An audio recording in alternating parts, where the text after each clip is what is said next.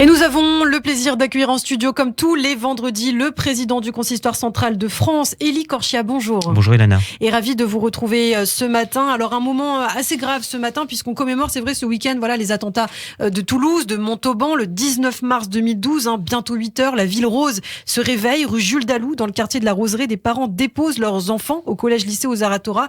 Et cette journée qui semblait normale va se transformer en véritable cauchemar, Élie. Exactement. On est 10 ans après. On est 10 ans après les attentats de mars 2012. D'abord à Toulouse avec un militaire tué, rappelons-le, Imad Ben Ziaten. 4 jours plus tard, le 15 mars, un attentat à Montauban. On ne sait toujours pas d'où cet attentat vient. Les pouvoirs publics pensent même à l'époque que c'est l'extrême droite qui est peut-être derrière ces deux attentats. Attentat à Montauban qui va coûter la vie à 2 autres militaires, le militaire Le Gouad et le militaire Chenouf, Abel Chenouf et Mohamed Le Gouad. Et puis enfin, 3e stade de l'horreur, ce 19 mars 2012, un 3e attentat qui vit cette fois-ci, donc l'école juive aux Aratora, et qui va coûter la vie à Jonathan, à Gabriel, à Arié et à Myriam. Et donc, effectivement, vous l'avez dit, on a 3 actes avec l'horreur absolue, et pour la première fois depuis la Seconde Guerre mondiale, on tue des juifs pour le simple fait qu'ils soient juifs sur notre territoire en France, ce qui n'était pas arrivé depuis la Seconde Guerre mondiale. Oui, c'est dire l'importance de ce qui s'est passé en mars 2012. Sûr. Et c'est ce que dira d'ailleurs le père et grand-père des enfants Sandler, que il fera toujours référence à son petit cousin Jeannot qui a été déporté. Oui. Exactement. Et Samuel qui a eu une force et un courage inouï. Et je le dis vraiment, on le recevra tout Absolument. À l'heure ensemble à 8h35. Nous discuterons dans un deuxième cadre, dans une deuxième émission, mais je veux le dire dans cette chronique, moi qui ai eu l'honneur de l'accompagner, nous étions avec mes confrères, mes amis, avocats de partie civile dans ces 2 procès qui nous ont marqués à tout jamais, en 2017 et en 2019, pour faire condamner les 2 personnes qui étaient accusées, et principalement le frère de l'assassin qui a été condamné. Le ministère public a fait son travail, c'est le parquet qui poursuivait, qui réclamait les sanctions sur le plan pénal, mais nous, les parties civiles, nous portions la voix, la mémoire des victimes, et effectivement, je tiens à le redire, Samuel Sandler, pendant ces 2 procès, il était présent tous les jours, il était là pour porter la voix, le souvenir, la mémoire de sa famille, et il a rappelé très souvent, effectivement, il a mis en parallèle ce qui s'était passé pendant la Seconde Guerre mondiale avec son petit cousin Jeannot qui se fait déporter et qui meurt à cette occasion, et puis ce qu'il a vécu quelques années plus tard. Il ne pouvait pas imaginer que 60 ans plus tard, devenu grand-père, il allait effectivement perdre dans ces conditions, à cause d'un attentat terroriste islamiste en France en 2012, son fils et ses 2 petits-fils. On reviendra sur l'aspect justement du procès plus tard.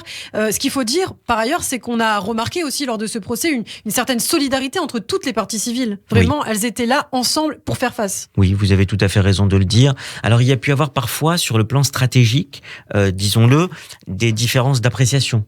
Il y avait par exemple une des familles de militaires qui voulait mettre en cause l'État, par exemple, sur des dysfonctionnements. Et il y a eu des dysfonctionnements dans ce dossier. Tous ceux qui le connaissent de près le savent. Parce qu'en mars 2012, la France et ses services de renseignement, de police, n'étaient sans doute pas prêts à affronter une telle épreuve et n'étaient pas prêts encore à attaquer, à traiter ce qu'on appelait, ce que j'appelle d'ailleurs régulièrement dans mes interventions, l'an 0 du terrorisme islamiste en France.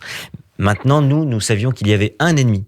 L'ennemi, il fallait pas se tromper d'ennemi. Et l'ennemi, c'était avant tout ceux qui ont participé, qui ont fomenté, qui ont orchestré, qui ont finalement été à l'origine de cet islamisme radical, violent, meurtrier, assassin, qui a tué effectivement en mars 2012 et qui a tué ensuite en janvier et en novembre 2015 dans notre pays. Et vous nous apportez aujourd'hui, Élie, un livre très important, bouleversant. C'est le livre de Jonathan Chétrit, qui est un ancien élève de l'école aux Aratora. Tout à fait. J'ai eu le plaisir cette semaine, lundi soir, à la mairie du 16e, avec mon ami et confrère Francis Piner, qui est aujourd'hui donc le maire du 16e, de recevoir Jonathan Chétrit. Nous étions avec Anne-Sophie Seban, qui est la directrice de la JC, l'American Jewish Committee pour la France. Nous avons reçu Jonathan Chétrit, qui a publié chez Albin Michel, et je salue d'ailleurs Julien Darmon, mon ami Julien Darmon, qui fait un très beau travail chez Albin Michel, qui a publié ce livre, Toulouse, 19 mars 2012, l'attentat de l'école aux Aratora par ceux qui l'ont vécu. Et c'est un livre qu'on pourrait qualifier, en tout cas que je qualifie de livre témoignage.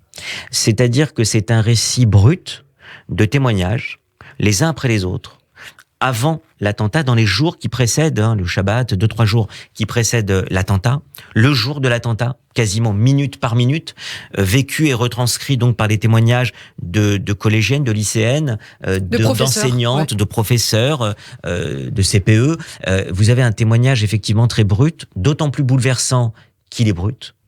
Et effectivement, c'est un livre assez unique et donc il parle de ce qui s'est passé ce jour-là. Chacun livre son sentiment. Certains ont vu les scènes, d'autres l'ont vécu sans évidemment vivre la scène. Jonathan avait témoigné au procès, ça avait été un des témoins intéressants lors de ce procès. Comme d'ailleurs, il retranscrit d'ailleurs ce qu'il avait dit lors de l'audience. Mot à mot, d'ailleurs, il retranscrit, il dit tout ce qui s'est passé selon son point de vue. Donc c'est selon le prisme de chacune et de chacun, et on vit effectivement l'événement au plus près. Il y avait aussi un témoignage qui avait été très intéressant dans le procès d'un jeune qui était à l'époque à Ozaratora, qui s'appelle Dovan, qui lui a vécu et a vu effectivement. C'est lui qui a déplacé les corps notamment. C'est même lui qui a déplacé les corps. Enfin, c'est des témoignages qui sont extrêmement bouleversants. J'ai revu certains témoignages et certaines scènes que j'avais vécues au procès lorsque j'étais à quelques centimètres d'eux lorsqu'ils ont témoigné. J'ai revécu certaines de ces scènes et effectivement, pour le lecteur ou la lectrice, c'est effectivement un témoignage sans doute sans nul autre pareil, parce que tous les livres ou les analyses qu'on peut lire dans certains articles, ce sont des commentaires. Là, on vit effectivement l'action à la minute même et effectivement, c'est d'autant plus bouleversant. On vit aussi l'après. Qu'est-ce qu'il s'est passé une fois qu'il y a eu cet attentat?